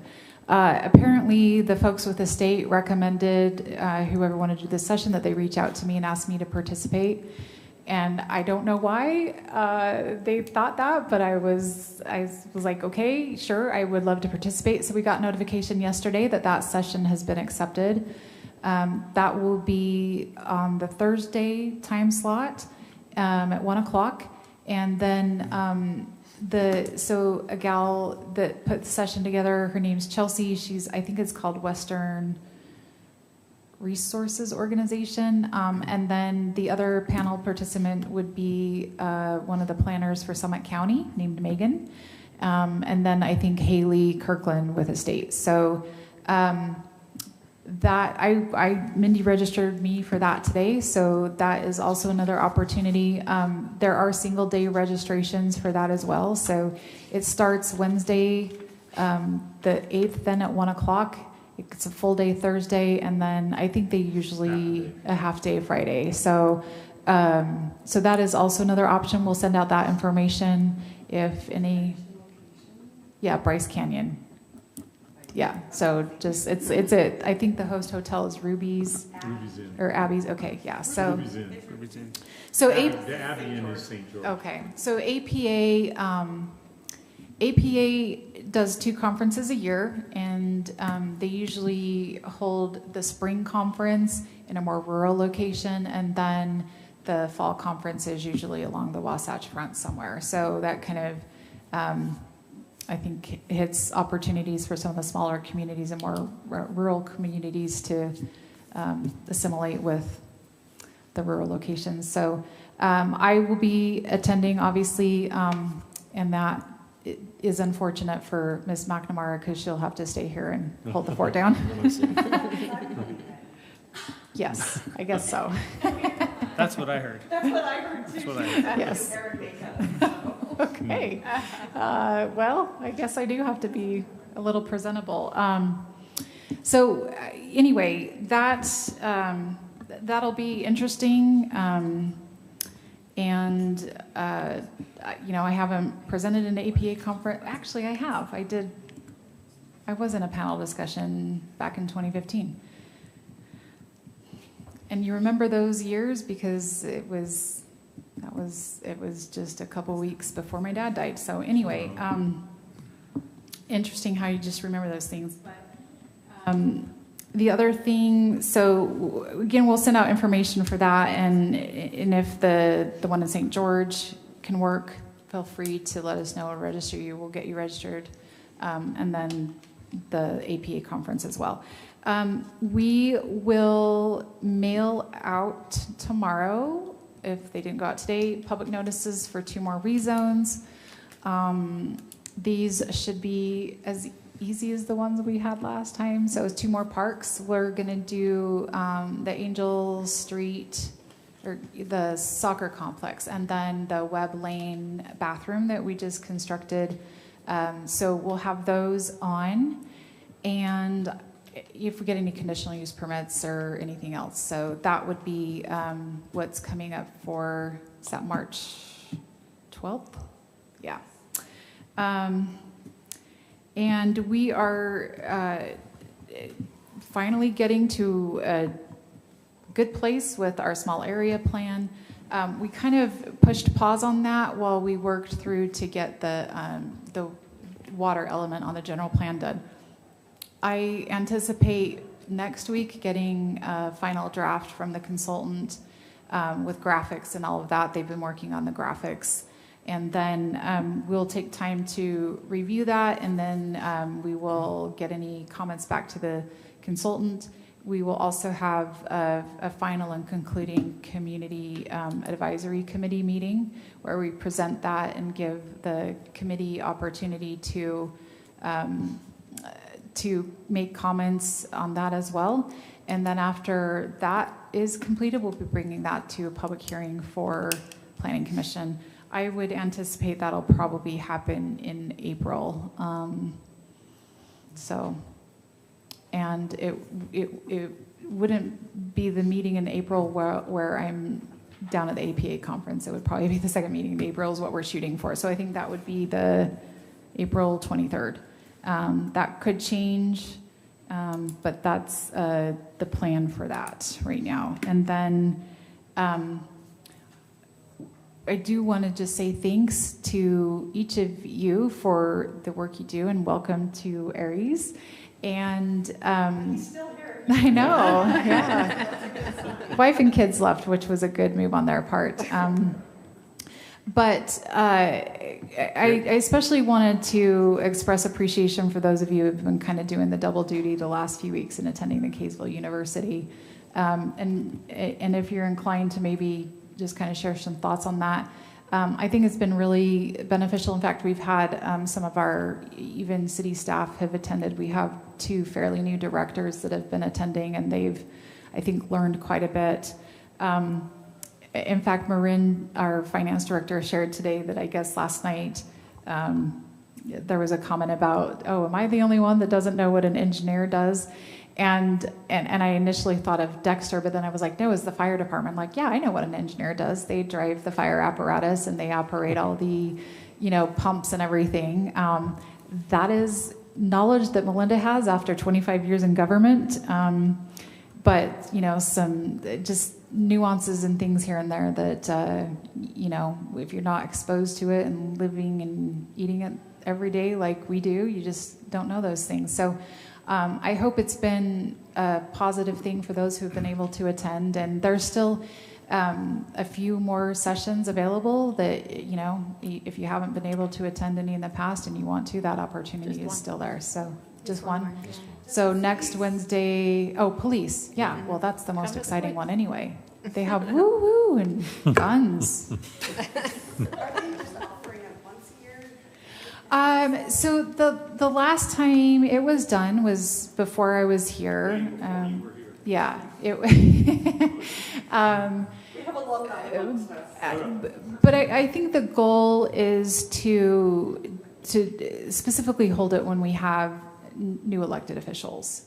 And so it's a great way for elected officials who may not be familiar with how things work to really kind of get a, more in-depth education than you can just coming to council meetings. And so I don't know if they would do it again next year.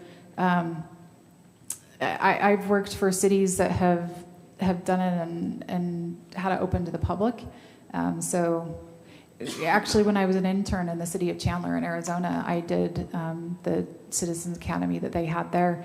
And as a fresh out of grad school, that was very foundational forming for me to learn so much about each of the departments. So it is a great thing. I'm glad that some of you have had the opportunity to participate.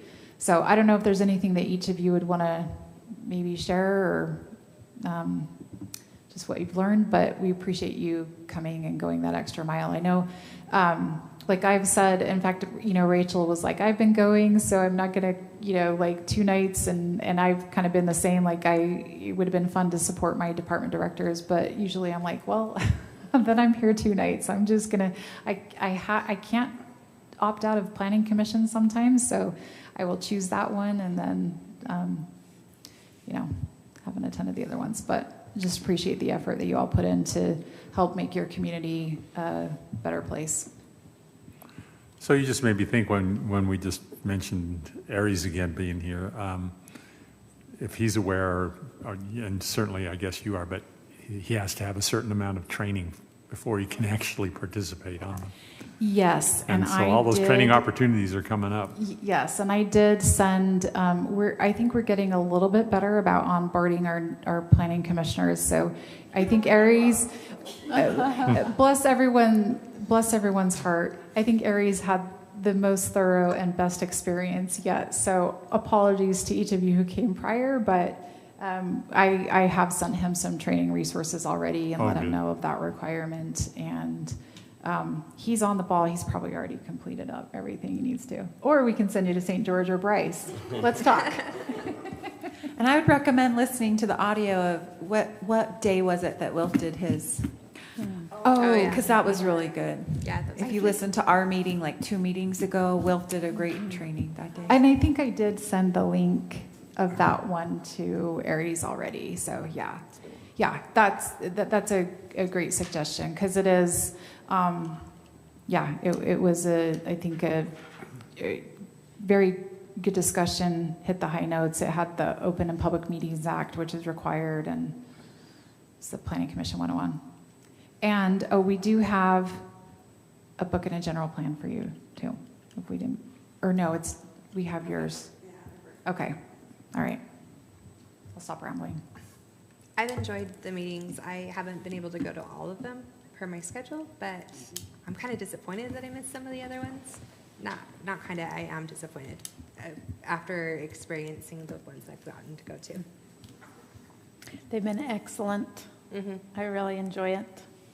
I would do it again. I think they're fun. I would do it again. I'm nerdy, but no, that actually last night was awesome. We were at the fire station. We got a tour of the station, and they got called out while we were We got to there. watch them get called out. It was great. And every time I've gone to all of them, I feel like, wow, I had no idea. Just had no idea what people do and everything that goes into running a city. I think it's been really fun. Yeah, I like seeing the connection between the different departments as well, because obviously you're immersed in it and that's your world. It's not ours. So it's like be able to see and how things run. It's been really amazing. And I haven't done it yet, but I have intended to send out the slides from when I presented to the Planning Commission, just because I think there was some interesting information that I had in there, like that the average lot size based on a year's worth of permits. The average lot size on permits that we issued is a third of an acre. I think the average home size is like 5,600 square feet. The largest home that we've had a permit issued for was 14,000 square feet. That's over in the Crested Peaks subdivision. And then, anyway, there was just some interesting information in there. But when I presented, I specifically kind of very light on the land use stuff and focused on other things, just because I knew quite a few of you were going to be there, and you hear all the land use stuff every time you're here. So I talked quite a bit about just our building permit, our process for plan review, our business licensing and statistics, and we talked about code enforcement and all the other fun things that we do when we're not writing staff reports and here. in our department too. Yeah. Oh, yeah. Well, we have actually. Yeah. You want to tell them, Katie, what we did? Yes, we had our new ordinance on massage business licenses, and we had 2 illicit businesses in the city, and they're both now shut down. Oh, is that right? Yeah. Once the ordinance changed, it was all within 1 month of having to renew their license. Yeah. The council adopted that ordinance in November, and there's been several news reports. Like there was one just in Harrisville that these massage businesses have just been a big problem, and no community is immune from it. So unfortunately, we did have some businesses here that were doing things that they shouldn't have been, and we got that new tool put in place, and we were able to really go through that process and give them notice and time to appeal, and neither one of them appealed, which was great, and closed them down, and they're and one of the nicest things about that ordinance is that so some of the problems that have come up in the past is that these businesses will shut down, but then they'll just reapply a few days later with a new name, but in the same location. So one of the things that, and there really was nothing that a community could do to stop issuing a new business license for a new business in the same location. But this ordinance that was adopted prohibits, if you're shut down for sex trafficking, whatever, it prohibits a massage establishment from going into that same location for a period of 3 years. And so that's, I think, very helpful as far as like people, you just won't be able to do that revolving door, which is what so many cities have had a problem with. So, I was just going to say also Doppel's been super on top of it. I think they said that there's over 200 of these businesses throughout the state of Utah, and Doppel has now established a massage establishment license for the owners that have to have it, because these owners are coming in and opening it, but then they have people that aren't, the owner isn't registered with Doppel, but the masseuses perhaps are. And so it's been a trouble to stop a lot of these because you've had the revolving door with the owners. And so with Doppel starting those changes and adding that extra element, we created it, threw it into our ordinance, which gives us extra teeth in the game. So it's been an interesting process. I got to go in and do one of the inspections, and then I was able to be on site with the police department on the second one, and it was an eye-opener for me. And we're just a little sleepy town of Kaysville, so without having that ordinance in place, it made it really easy for them to come in and stay. Landlords couldn't get them kicked out because we didn't have things put in place to take it, so it's been a good thing. And Katie did a great job. She started the ordinance up in Ogden before she came down here, or came to us, and so she was able to whip it all into shape, and we were able to do some good things, so. I'm going to nominate Katie to pay it, or to present at the Municipal Attorneys Association. There you go. I am, yeah, I'm actually working on that. That's the next step, is like, because they'll just go to other cities, so we Yeah. need all the cities to get on board. Yep. Yeah. So. Okay, well, Excellent. All right, yeah, that's right. All right. Our agenda is complete. This meeting is adjourned. Move to adjourn. Very good.